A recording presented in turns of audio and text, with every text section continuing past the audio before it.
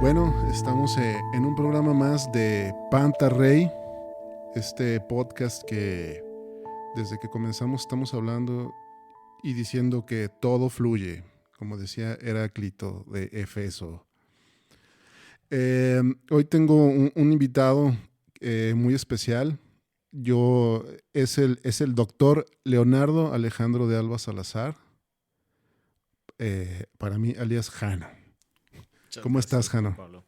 Muy bien, muchas gracias. Muy entusiasmado por esta invitación y finalmente por lo que podamos platicar, que creo que es lo sustancioso de cualquier tipo de proyecto y este en particular, cuando me lo comentaste, pues bueno, se me hizo muy llamativo, ¿no? Antes de conectarnos y comenzar a platicar, estábamos hablando de unos temas que tienen que ver con el arte tapatío. Yo sé que tus temas son muchos, pero ¿en qué eres doctor? Fíjate que el doctorado lo concluyo en Derecho, es en las ciencias sociales, pero comienzo por la rama jurídica. Ya en su momento continué los estudios en Ciencias Políticas y Administración Pública y recientemente en Filosofía. ¿Estás estudiando filosofía ahorita? No, actualmente estoy en estudios de Psicología. El último que concluí es Filosofía, pero finalmente sin salirnos de las ciencias humanas. Exacto, sigue siendo humanidades. Estamos ahorita platicando sobre algunas piezas de arte, sobre arte tapatío, y me dijiste algo que me llamó mucho la atención. Repíteme de nuevo, platícame de nuevo. Cuando se funda Guadalajara, ¿qué fecha es y a qué lo, qué, a qué lo enlazas tú? Es muy interesante, Juan Pablo. Efectivamente, Guadalajara sabemos que es más antigua que el mismo estado de Jalisco. Y Guadalajara tiene un origen que se remonta al siglo XVI. Sí. 1500 es cuando más o menos Carlos V, pues bueno, le da la categoría de ciudad. Y es muy curioso encontrar un perfil para analizar en las fechas de origen tanto de Guadalajara como del estado de Jalisco. Decíamos que el estado de Jalisco es más joven, fíjate qué curioso, que la propia ciudad de Guadalajara. Sí. Guadalajara nace el 14 de febrero y pues como tal su asociación astrológica es Acuario, es una ciudad acuariana. Tiene mucho que ver con las ideas, con toda la intelectualidad y lo podemos ver precisamente en las exportaciones científicas de Guadalajara y del propio estado de Jalisco, ¿no? La televisión a color, vaya, como cualquier ejemplo, podemos decir que viene de Enrique acá. González Camarena. Ajá. Enrique González Camarena, que de ahí venía la estación, ¿no? GC, XHGC era por Guillermo Camarena. Y muchas veces se asocia al ingenio. El ingenio tapatío hace gala escritores, novelistas. Rojas es uno de los novelistas. Por ahí hay una escultura. Él vivió ahí en las Nueve Esquinas Ujú. y fue bastión en su tiempo también literato. Y bueno, finalmente esa exportación de intelectuales está muy asociado precisamente al signo de Acuario. Estamos hablando de un tema de desarrollo Y de las mencionabas que ideas. Jalisco sería geminiano entonces. Claro, eso es lo curioso. Fíjate, Jalisco, ya cumpliendo sus 200 años en este 2023, es un estado que nace en junio, nace bajo el periodo en el que Géminis, que tiene que ver mucho con el intelecto también, pero con el tema comercial, determina a un estado que es o puede ser líder en comercio. Fíjate qué curioso. Por lo general las reuniones o los eventos se realizan en locales comerciales. Cuando alguien se cita a platicar un tema, por nimio que sea, oye, nos vemos en el Hotel Fulano, ahí hacen desayunos, nos vemos Sí, en el café, nos vemos. sí, siempre. Siempre es un negocio, siempre es un negocio. Y platicábamos precisamente que ese auspicio de Géminis tiene que ver también con Mercurio. Para los romanos, Mercurio pues era el dios del comercio, de la astucia, incluso de los ladrones, ¿no? También tenía por ahí una asociación muy curiosa, esa efigie o esa figura. Oye, entonces, quiere decir, o sea, me estás diciendo que el mercurio que vemos afuera de la Cámara de Comercio no es nomás porque sí. Es curioso exactamente que lo evoquemos en este momento. ¿O tú crees que sí, estas personas que hayan elegido esta figura fuera de la Cámara de Comercio, sí hayan tenido este conocimiento? Pues mira, hay un tema histórico con la glorieta de la Minerva, hablando ya de deidades griegas y romanas. Del panteón romano, sí. Del panteón romano. En el tema de la Minerva, cuando esta escultura es realizada, Agustín Yáñez era gobernador de Jalisco. Sí. Este personaje, Agustín Yáñez, llega no siendo de carrera política. Él tenía más bien una preparación literaria y llega pues a la gubernatura del estado. Él manda hacer la estatua de la Minerva y en algún momento fue criticada porque decían que el propio artista había hecho su rostro plasmado en la Minerva. No lo dudo porque la Minerva es famosa por ser fea. Total. Digo, o sea, no es como una de sus gracias, ¿no? Digo, todos sabemos lo que significa, que es sabiduría, fortaleza y justicia, lealtad. Sabiduría y fortaleza, y se custodian esta leal ciudad. Esta leal ciudad. Entonces, digo, no era por su hermoso rostro, pero sí te creo, por supuesto. Tiene cara de machín la Minerva. No, hombre, y en su tiempo fue toda una polémica, llegando incluso a consultar para no generarle una responsabilidad incluso penal al artista, porque eran recursos públicos, sí, de que pudiera dar su opinión con respecto a que si eran las facciones realmente de la diosa Minerva. Bueno, era un arquitecto, era del gremio y dijo, no, pues sí, es que era una diosa fuerte, guerrera, y pues esa era su manera de verse. Esas facciones, ¿no?, adustas no es porque esté fea, ustedes tienen una concepción más bien es porque era una guerrera, una sabia. Totalmente. Y ahí es un punto también de conexión, hablábamos ahorita de Mercurio, con el conocimiento. Hay una frase en la parte también de la Minerva que dice, a la gloria de Guadalajara. Esto lo digo porque cuando alguien quiere esconder algo, pues el punto de partida es ponerlo a la vista de todos. ¿Sí? Esa es frase, la regla. Sí, claro. No es por casualidad, no es por casualidad. A ver. Finalmente habla de un concepto masónico. Okay. Y lo digo de manera abierta, sí, no es otra la intención, pero finalmente los orígenes de muchas de las esculturas en Guadalajara y en Jalisco tienen esa conexión.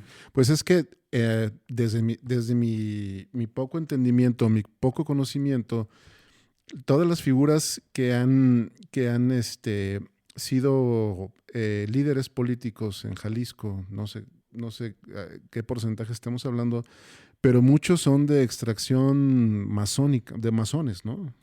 Muchos, algunos lo han sido abiertamente y otros no abiertamente, pero se sabe que hay muchos masones en la política en Jalisco, en México y en el mundo, ¿no? Sí, totalmente. Y más allá de definir a la masonería como un punto sectario o un punto de profesión ahorita política, lo importante en la masonería es la filosofía precisamente. Es un esquema filosófico y moral. Entonces no es coincidencia tampoco que del otro lado veamos justicia, sabiduría y fortaleza. Es que la ciencia ficción se ha encargado de eso y luego los libros ¿cómo se llamaba? Donde sale Tom Hanks, que es el código Da Vinci y todo este rollo como... y los masones y luego como tú no, por ejemplo, aquí en Guadalajara tú no puedes ver un lugar que diga abiertamente que es masón.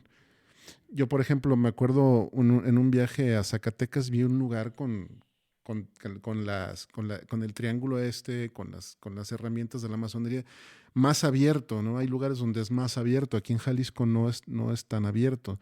Sobre todo porque, según yo tengo entendido, a la iglesia le resultaba incómodo este tipo de asociaciones, este tipo de círculos intelectuales donde era abierta la masonería. ¿Por qué? Porque en teoría hay un intercambio de ideas libre, sin ataduras teológicas específicas, sin ataduras filosóficas específicas. Es como una libertad más grande para buscar la verdad.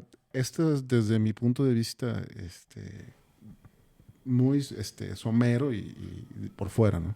Sí, es muy importante lo que comentas porque finalmente hay una parte, como en cualquier tipo de asociación o agrupación, que pues solamente los miembros de esa agrupación pues tienen conocimiento o acceso, aunque en realidad no es algo tan fuera de lo humano, estamos hablando de cuestiones humanas. O sea, aquí en Guadalajara hay incluso un edificio ahí en López Cotilla 111, que es un edificio que en su momento, pues bueno, fue ocupado con el mismo José Guadalupe Zuno, exgobernador del estado también Y de masón, Jalisco. ¿verdad? Bueno, sí, él fue un líder masónico en su tiempo y pues son monumentos, son edificios que pasan a la historia, ¿sí?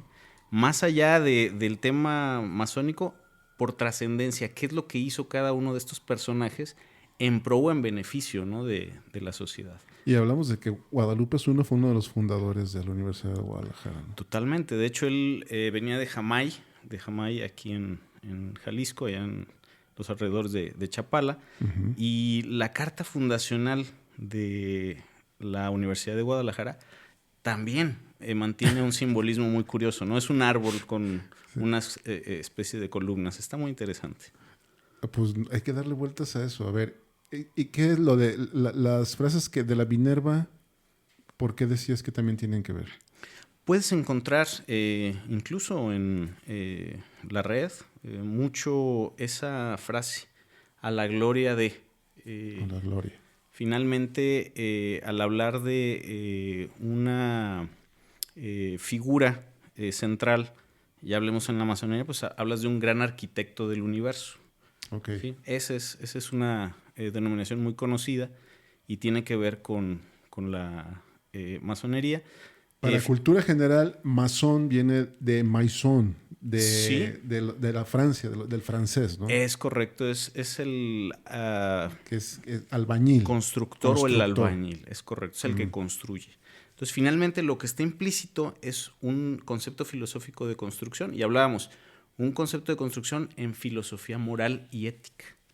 ¿Sí? Estamos hablando de conductas, de tradiciones, de costumbres y además de principios éticos. Ese es el concepto central en la masonería.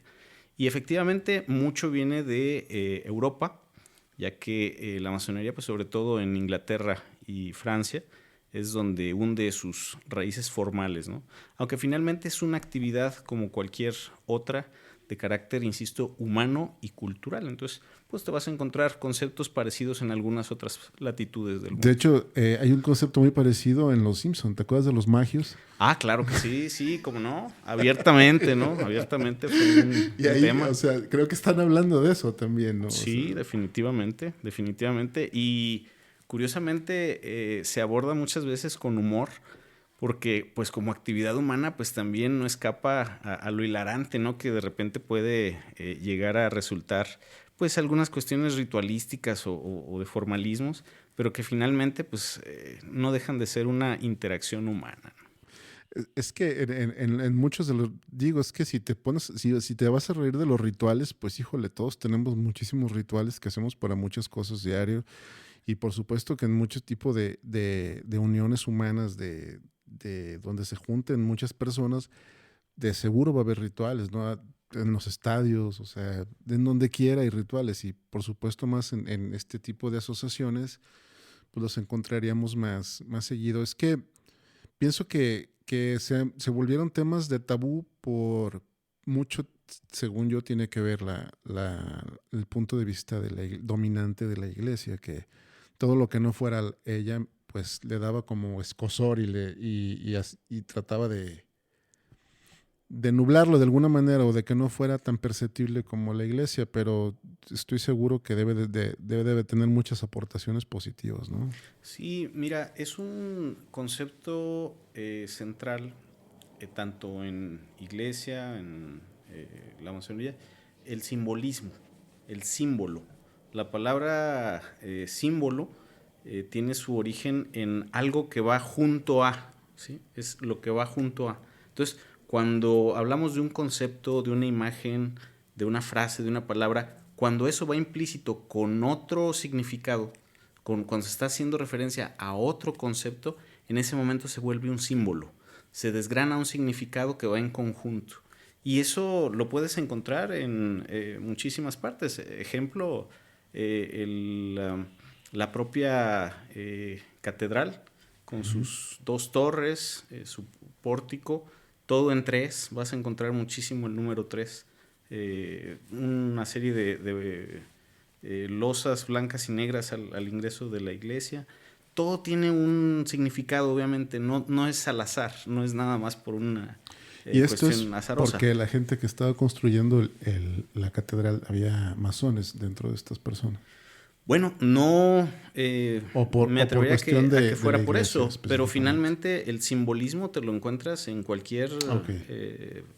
Hay un libro de Michel Foucault, y volviendo al tema eurocéntrico, ¿no? Pero Sí. Michel Foucault, cuando habla de las palabras y las cosas, Las palabras y las un libro cosas. que por ahí de Muy la década de famoso. los 60, así es, él hace su propia visión, de las etapas que ha seguido el conocimiento humano. Y menciona que, bueno, en una primera etapa el ser humano trataba de ligar lo que veía con un concepto más o menos equilibrado, es decir, el cielo con el mar, ¿no? El alma con el cuerpo, o sea, tenía que equilibrar 2 cosas similares. Pero ya conforme fue desarrollando esa capacidad de abstracción, empezó a ligar muchas ideas o muchos conceptos en algo mucho más reducido, algo simbólico, algo que le representara. Ese libro está muy interesante porque él parte de su propia visión de lo que es la episteme. La episteme en filosofía, o la epistemología incluso, habla de un saber particular bien fundamentado. Pero Foucault empieza a darle un sentido más amplio y empieza a trascender ese saber particular no nada más a los conceptos, sino a las personas, ¿sí? O a las culturas. Conceptos que se encuentran presentes a lo largo del tiempo en las culturas humanas. Y le da otra significación. Y esa parte del simbolismo o de los símbolos es una parte esencial en su trabajo, en ese libro precisamente. Fíjate, ahorita platicábamos pues del concepto de Mercurio y de la Minerva o Atena, y cómo esto se relaciona con las fechas de nacimiento, por decirlo de alguna manera, de Jalisco y de Guadalajara. Finalmente, el dios o la deidad Mercurio, platicábamos que está asociado al comercio. Jalisco efectivamente es una de las entidades de mayor auge comercial. Muchas empresas, para saber si un producto va a tener una buena aceptación, pues comienzan viendo cuál es su aceptación precisamente en Guadalajara. De hecho, o en Jalisco, ¿no? la economía de Jalisco se basa en el comercio. Totalmente. No es como Monterrey, que es la industria, o otros estados que tienen otro tipo de ingresos fuertes. Aquí el comercio es lo que ha fortalecido a Jalisco, eso y la ganadería, ¿no? La ganadería, efectivamente. Todo lo que son ferias, muestras, conciertos, la propia FIL, ¿no? Que, bueno, pues es un evento cultural y comercial, finalmente. Comercial, así es. Entonces, bueno, pues esa es una manera, es una visión de reflejar en símbolos como lo puede ser el dios Mercurio con respecto a la fecha de nacimiento del estado. Fíjate, ahorita estábamos hablando del arte tapatío. Yo veo en la experiencia que yo he tenido como documentalista de arte aquí en Guadalajara y en México, que mucho del arte, mucho arte mexicano, hay muchísimos artistas tapatíos innovadores, muchísimos. Tenemos aquí mucho arte. Yo pienso que sí seríamos junto con el DF, o sea, sin duda, porque en el DF pues, se concentra la mayoría de artistas y movimientos, pero aquí creo que no tenemos que envidiarle a nadie. Tenemos artistas de primer nivel, de exportación y para todos lados. Digo, la primera referencia siempre va a ser Guillermo del Toro, y ya de ahí te vas a las artes, a las artes visuales, a las artes plásticas y tenemos mucho movimiento ahí, tenemos mucha gente. Estamos exportando muchas gentes con esas capacidades pues a otros países. Entonces, Guadalajara es un lugar que exporta muchas personas con conocimiento artístico, con conocimiento intelectual. Yo alguna vez, lo he comentado muchas veces que países como Japón o como Alemania, que no tienen recursos materiales como tenemos nosotros, o sea, que no tienen minería o que no tienen tantos minerales o que no tienen petróleo, que no, se han valido de ser las potencias que son, sobre todo de su capacidad intelectual, de la capacidad intelectual de sus habitantes, pues. Me van a decir que por qué, pero bueno, es que Guadalajara quizá también tiene eso. Ha exportado mucha gente inteligente, mucho pensador, mucho artista. No es que las demás partes de México no lo tengan, claro, ¿no? O sea, no nomás que de aquí sea toda la gente creativa e inteligente, sino que ha destacado por eso Guadalajara. Sí, totalmente. Mira qué interesante el punto de los presidentes de la República, por ejemplo, que No ha habido jaliscienses, ¿verdad? tres ¿Sí? jaliscienses fueron presidentes de la República, ya en la época independiente. El primero de ellos fue don Valentín Gómez Farías. Él, al ser vicepresidente, pues cada que López de Santana abdicaba, dimitía ir a la silla Porque presidencial. andaba arriba y abajo. Sí, sí, él agarraba la silla presidencial. Él era médico de profesión y fue muy destacado en diferentes campos, ¿no? Entre ellos, pues ahorita platicamos el tema de la masonería, es una figura muy recordada. Vemos ¿también? Sí, claro, su estatua ahí en la rotonda de los jaliscienses ilustres. El segundo fue Justo Corro, estuvo un año, era yo me acuerdo del nombre de la calle. Por los tacos, ¿verdad? Yo creo.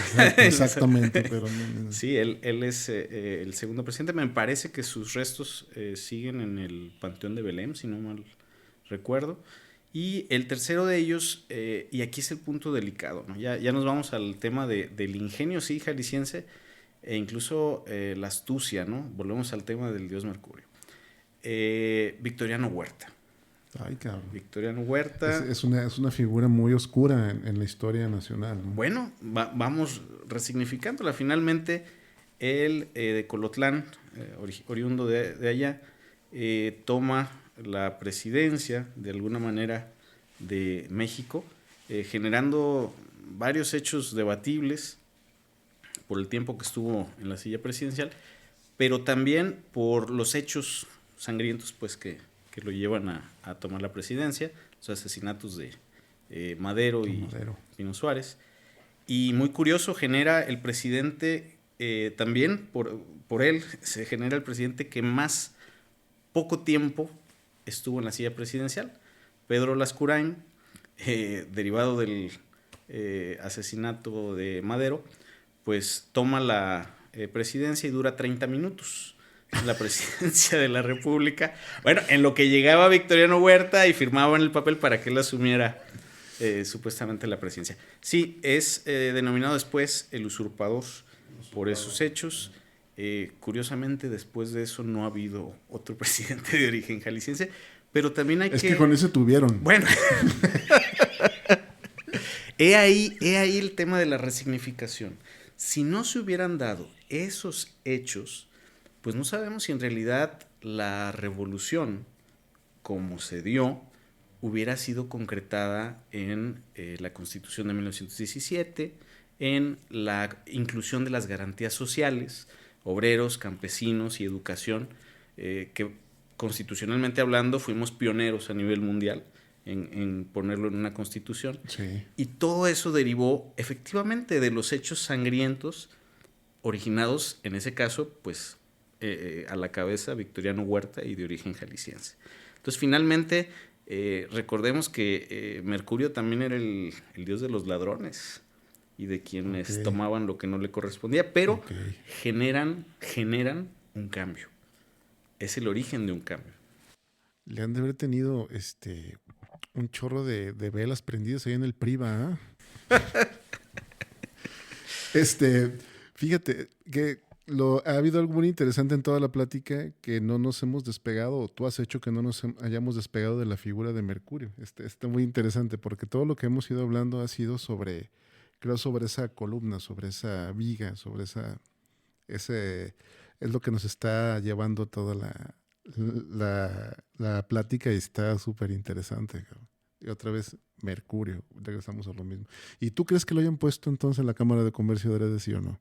Pues Yo creo que debe de haber gente en la Cámara de Comercio que también sean masones, ¿va? ¿O no? fíjate que la Cámara de Comercio ha sido ocupada por, obviamente, gente del gremio de comerciantes.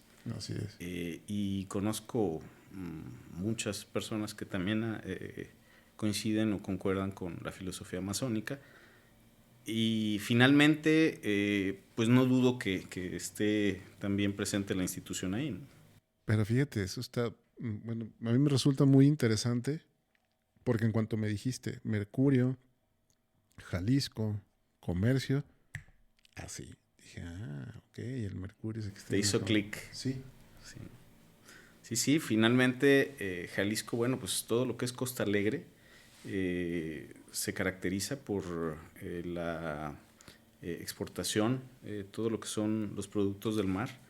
Y es una ribera, pues, es una parte en donde el comercio pues se hace presente, ¿no? Todo lo que llega también por las costas de Jalisco y obviamente su conexión hacia el centro, pues también le genera rutas de comercio muy importantes. En su tiempo el ferrocarril con Porfirio Díaz, pues bueno, determinaba desde el norte del país hacia el occidente, hacia Jalisco y hacia el centro. O sea, siempre Jalisco ha sido punto central de los intercambios comerciales e incluso de vías de comunicación. Sí, y nuestra cercanía, yo creo, con Lázaro Cárdenas y con Colima, con Manzanillo, ¿no? También Así puertos de es con los desembarque puertos. de Asia. Quiero ahondar un poquito más. A estas alturas del partido, a los veintitantos, 30 y tantos minutos que llevamos de programa, quizá ya le quedó claro a la gente que tú sabes mucho de masonería. Debe ser por alguna razón en específico. Pues mira, más allá del tema específico de masonería, eh, el concepto cultural, histórico, ya hablemos de Jalisco, de Guadalajara, de México, del mundo. A ver, una pregunta, digo, para empezar, y que nos saques a todos de la ignorancia. No tienes que llegar acá haciendo un sacrificio humano y nada de eso, ¿verdad? Pues no, que yo sepa, no. Hasta ahorita que yo sepa, no. Hasta ahorita no me lo han pedido, No ni me lo las han pedido. tareas, ni nada. Es parte del fetichismo y las ideas que de repente se pueden dar en torno a cualquier agrupación. A mí me queda claro, pues, que la iglesia tiene mucho que ver con esto como dominante, pues, como para que nadie les moviera el tapete cuando, pues, en realidad lo único que hace es enriquecer, ¿no? Cualquier filosofía, venga de donde venga, al final, si se estudia y todo, pues lo único que va a hacer es enriquecer. Y me imagino que no están cerrados ni a las filosofías orientales, ni a las filosofías europeas. Me imagino que han de ser todas estudiadas, como ha sido estudiada la filosofía en todas las áreas del conocimiento, ¿no? Sí, definitivamente el estudio de la filosofía es lo que amalgama la intención de la institución, al menos a mi juicio, Exacto. y lo que he pues estudiado y he conocido de la misma. Regresando a lo fea que está la Minerva.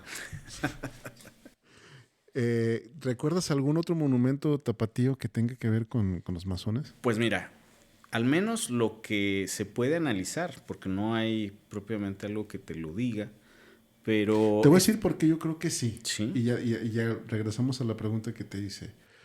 Si muchos de los masones eran políticos y muchas de las esculturas públicas, si no es que la mayoría, ahorita hay un modo híbrido de hacer escultura, donde la iniciativa privada o entidades privadas ponen dinero para poner la escultura. En sí es algo nuevo y no es algo tan extendido. Y sabemos que más bien toda la mayoría de escultura pública fue ejercida por el gobierno, y el gobierno ha estado en manos de muchas personas que formaban parte de este gremio, de esta asociación, ¿no? Sí, mira, por ejemplo, los cubos. Una de las múltiples esculturas de Gortázar, en su momento, pues bueno, uno puede hacer la interpretación que se le ocurra, ¿no?, sobre los cubos, Uh-huh. pero tiene conceptos muy curiosos sobre el número de cubos que hay, que son dos columnas Dos de columnas de cubos, cubos, ajá. que son cubos blancos y negros. Entonces, finalmente, ahí está implícito mucho de los conceptos que podrían ser achacados pues a la masonería finalmente. También. Insisto, no son conceptos que no estén a la luz, yo creo que se puede. Es que quizás son conceptos universales, ¿no? Y que en la mayoría de las filosofías que tú te metas a ver, los vas a encontrar, Sí, definitivamente. ¿no? Definitivamente. Los opuestos complementarios, Claro. el bien y el mal, y así te vas en cada uno. Digo, el mismo taoísmo, ¿no? Sí, claro. Parte de ese tipo de conceptos. Todo lo que es la tradición china, o lo que me ha tocado conocer al respecto, parte de ahí, de conceptos de universalidad y de la dualidad. Es un concepto en el Sí. que enfrentan las dualidades, ¿no? Pero fíjate, lo interesante del taoísmo es que nunca están enfrentadas, sino que son opuestos complementarios. Porque en el negro, a pesar de que están enfrentados y están uno contra otro, en el negro hay un poco de blanco y en el blanco hay un poco de negro. O sea, no existe el totalitarismo en la naturaleza ni en la existencia en general. Siempre está en este continuo ciclo de movimiento y con la mezcla de las dos fuerzas o de las dos fuerzas creativas, ¿no? Ya bajándonos a lo más básico del yin y del yang. Que no, todo el mundo dice que es lo bueno y lo malo. No, no. Son opuestos complementarios. No, no. El bien y mal es una cuestión moral y la moral no es propia del taoísmo. O sea, la moral ya es algo más de nosotros, no de las energías de la creación del universo. Eso no tenía moral. Sí, fíjate, tocas un punto interesante porque en ese símbolo, hablamos del yin yang, las líneas son curvas y es Así un es. círculo, Así ¿verdad? No es. es un cuadrado ni No. son rectas. Y ahorita me recordabas, pues, volviendo a los autores europeos, a Emmanuel Kant, Uh-huh. porque él en su momento, en su obra, pues trata el concepto de tiempo y espacio. Sí. Parte del tiempo y del espacio para poder concebir las formas y los conceptos humanos. Es un gran aporte, se dice, del racionalismo, ¿no?, Emmanuel Kant. Pero hay algo curioso porque en su obra el concepto del tiempo, el tiempo, se dice que se puede sentir, se puede percibir, pero hay de ti si lo quieres definir. Sí, no. O sea, ya cuando quieres llegar a un concepto mental del tiempo, difícilmente lo puedes enclaustrar en conceptos. Y de hecho, Ajá, dale, dale. y eso habla de un flujo. O sea, el tiempo lo puedes percibir en el flujo de la vida, pero no lo puedes definir en conceptos cuadrados. Es que creo que nuestra naturaleza mortal, que no por eso es menor, ni es... O sea, no lo estoy diciendo como con desprecio, lo digo como nuestra naturaleza mortal nos hace percibir el tiempo de esta manera, pero algo que no está sujeto a esta naturaleza, pues esta naturaleza pues de vivir y morir o de tener un periodo de caducidad, o sea, cosas que pueden ser realmente eternas si no se les hace nada, como una piedra, como muchas cosas. Iba a decir el sol, pero los soles también al final te explotan y dejan de ser lo que son, pero hay cosas que no están sujetas a esto. Para ellas el tiempo sería muy diferente. O sea, si tuvieran la capacidad de percepción, no tendrían la percepción que nosotros tenemos del tiempo. Fíjate, Que es o muy rápido o muy lento. Para estas cosas el tiempo es, creo que hasta pierde significado, ¿no? es muy curioso ahorita que lo comentabas, me acordaste de cómo el tiempo es un concepto difícilmente encuadrable en palabras rígidas, ¿no? Sí. Es flexible, es un concepto que se tiene que ir adecuando conforme a lo que vas viviendo, pero difícilmente lo puedes encuadrar. En el caso de Jalisco platicábamos, en Ciudad Guzmán, Zapotlán el Grande, en palabras de Juan José Arreola, se gestaron 3 figuras jaliscienses, que era Clemente Orozco. Clemente Orozco, con una obra del muralismo bastante... Sí, uno de los líderes del muralismo mundial, sí. Totalmente. De los máximos exponentes. El hombre en llamas, ¿no? Que es ahí donde supuestamente están Gerardo Murillo y Diego Rivera en su obra. Bueno, él venía de Ciudad Guzmán y él se dice que en los últimos años de su vida generó algunos bocetos extraños, curiosos, porque recuerdo por ahí había visto uno en donde pinta como una especie de ventana oscura. O sea, se ve una manera como luminosa alrededor, como un cuarto, y una ventana oscura. Es todo, fue todo lo que pintó. Y fueron de sus últimos bocetos que llegó a producir. Su casa, al final de su vida, fueron según recuerdo, sus últimos años ahí cerca de la Minerva de los Arcos de Guadalajara. Y hay una casa que es donde la habitó. Es muy interesante porque tiene un ventanal enorme. Sí está, de hecho hay un parque.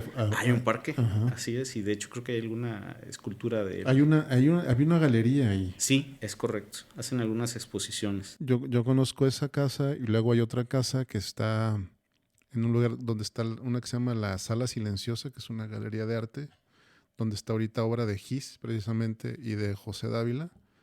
Esas fueron 2 de las casas de José Clemente Orozco. Es un artista muy destacado, tapatío. Totalmente. Bueno, jalisciense. Sí. Ahí hay otro punto, por ejemplo, el mismo Juan José Arreola, productor de obras literarias. Pues El Circo creo que era una de las que lo definían. Así es. Ajá. Y él en particular pues fue autodidacta. O sea, no estaba encuadrado en conceptos. Él por su cuenta le gustaba mucho el ajedrez y lo decían que tenía una colección de corbatas. Le gustaban mucho las corbatas de colores incluso ha de haber sido muy cotorro. Sí, ha de haber sido muy cotorro. Mencionaban, no sé, no recuerdo si Trino o alguien más mencionaba que un día fue a un programa se lo llevaron a Alemania, un mundial, no sé a dónde. Entonces el güey decía, es bien curioso que el mejor sueldo de mi vida me lo estén pagando para venir a hablar de algo de lo que no sé. Fíjate qué curioso y qué interesante frase finalmente. Sí, porque decía, toda mi vida he querido escrito, he hecho esto y jamás me habían pagado lo que me están pagando por venir a hablar de algo de lo que no sé absolutamente nada. Fíjate, y otro personaje también ahí de Ciudad Guzmán fue Consuelito Velázquez, la cantante y autora de Bésame Mucho, una de las más traducidas a nivel mundial. Sí, hasta los Beatles. Y cosa curiosa, la compone, me corregirás, por ahí tengo la información en su momento, la compone por ahí de los 16 años, cuando todavía no daba su primer beso, cuando hace esa canción. Bueno, eso queremos tú y yo, pero bueno, yo tengo esos datos, ¿no? Finalmente vuelve a presentarse el concepto del tiempo. O sea, realmente, ¿qué es el tiempo? El tiempo es el total de estudios que tienes, volvemos a Juan José Arreola, el total de experiencias realmente que tienes, volvemos a Consuelito Velázquez, el total del tiempo en el que te enfrentas, como en el caso de Clemente Orozco al final de su vida. El tiempo es un concepto muy relativo, pero que depende de cada experiencia. Cada persona lo va viviendo de una manera distinta. Hay una manera bien chafa que dicen que el tiempo es diferente, por ejemplo, para el que quiere entrar al baño que para el que está dentro del baño. El que trae hambre y quiere unos tacos que ya comió. Sí, claro. El tiempo es diferente. Yo creo que ha ido avanzando el tiempo, por ejemplo, y ahora los físicos con la física cuántica están encontrando este asunto del tiempo y cada vez es más, en vez de ser más claro, creo que es más confuso, porque ahora hablan de que el tiempo es ayer y es antier y es hoy y el tiempo es uno. O sea, no, o sea, quizás lo que ya fue y lo que ya es ya desde hoy y va a ser mañana. Entonces dices, no, pues está muy claro todo el asunto, ahora sí ya entendí. No, pues no, al revés, ¿no? Sí, definitivo. Fíjate, hay un tema muy interesante en el concepto de tiempo y de espacio, que mencionábamos la obra de Manuel Kant, ¿no? Porque hay un autor un filósofo también actual, que es Miguel Ángel Aguayo. Él menciona que uno de los conceptos esenciales para tener un desarrollo es el tiempo, dice, y el espacio. El espacio y el tiempo es lo que surge entre lo que tú quieres ver como realidad y lo que a lo mejor en realidad es. Por ejemplo, yo me veo con mi trabajo, con mi coche, con mi casa, con mi familia, y asumo que eso soy, que ese es mi tiempo y mi espacio. Cuando en realidad el espacio viene a separarme de eso que pensaba que era yo y me hace consciente de lo que en un tiempo pensé que era yo, es cuando me doy cuenta de que soy alguien más. O sea, el espacio y el tiempo en realidad no son calamidades, son maneras de darme cuenta de lo que en realidad soy y no lo que creo ser. Y espanta, Rey, otra vez, ¿te das cuenta? O sea, es eso que creo que fui o que soy o que pude ser. Nosotros volvemos a lo mismo. Nada es igual. Yo pienso que la dinámica de todo lo que hacemos y de la existencia y de la existencia de todos es totalmente dinámica. Sí, totalmente. Es, fíjate, también un concepto clave, cómo el tiempo nos es percibido cuando pues estamos disfrutando, ¿no? de algún momento, de una compañía, a que en realidad en ese tiempo en el que nos sentimos presionados, A que estés formado en la cola del banco. No voy a decir de cuál banco, pero sí, no, o sea, en ocasiones esa percepción tiene que ver más con cómo me siento yo internamente a lo que en realidad puede ser el transcurso del tiempo. Así es. Hay un autor, Francesc, ahorita se me está, Frances Mirey, que me parece que participa mucho en las artes audiovisuales también, Okay. pero creo que su preparación es sobre filología alemana, el estudio de las palabras y las raíces alemanas. Y él Clavado, genera, pues. sí, un libro que se llama 20 preguntas existenciales para la vida. Y es un librazo para mí, lo puedes leer en desorden, ¿no? Ajá. Y recuerdo uno de ellos más o menos hablaba del concepto de la felicidad y cómo prolongar la felicidad, hablando ahorita del tiempo que nos es grato y no grato, ¿no? Y él decía que la felicidad, más allá de momentos, en ocasiones es qué tanto podemos prolongar esos momentos. Ejemplo, si yo leo un libro y me agrada, me fue grato la lectura del libro, no lo voy a volver a leer para seguir gozando de esa gratitud, porque pues, a lo mejor se va a ir desvaneciendo esa gratitud, esa felicidad. Sí. Pero sí se lo voy a recomendar a alguien para que lo lea, y si tiene esas mismas emociones que yo tuve, voy a prolongar esa felicidad, porque después pues voy a platicar con esa persona y vamos a tener, exactamente, voy a prolongar esos momentos de felicidad. Dice, la felicidad tiene una caducidad como cualquier concepto, emoción, sentimiento, pero puede prolongarse. Y mucho de esa prolongación o esa extensión de la misma tiene que ver con otros seres humanos. Cómo la conciencia puede empezar a replicarse para poder prolongar esos momentos de felicidad. Ok. Yo, por ejemplo, para que prolonguen su felicidad, les voy a comentar algo. Van por su torta ahogada, le ponen la salsa, se toman primero la salsa y luego le vuelven a poner salsa. Entonces, así pueden prolongar su felicidad. ¿Y con qué la acompañan, no? Para que la prolonguen así más. Y la sigues prolongando. Para hacer la primera invitación que me aceptas, porque espero que me aceptes muchas. Claro, las veces muchas más. Creo que nos fue muy bien. Ya veremos si para la próxima tú me propones un tema en específico y yo también me preparo y lo cotorreamos. Súper bien. Te agradezco muchísimo, cabrón, la chance de venir acá a que platiquemos. Un gustazo la invitación, el tiempo que podamos compartir. La verdad es que uno se va muy enriquecido de cualquier charla, y esta en particular, la verdad te la agradezco bastante. A tus órdenes cuando se pueda dar el espacio, y estamos aquí presentes. Ahí cuando subamos este podcast, pues vamos a dar las redes que nos proporcione Jano. Estuvo con nosotros Leonardo Alejandro de Alba Salazar, conocido en mi bajo mundo familiar como Jano. Muchísimas gracias. Gracias a ti, cabrón. Hasta luego. Hasta luego.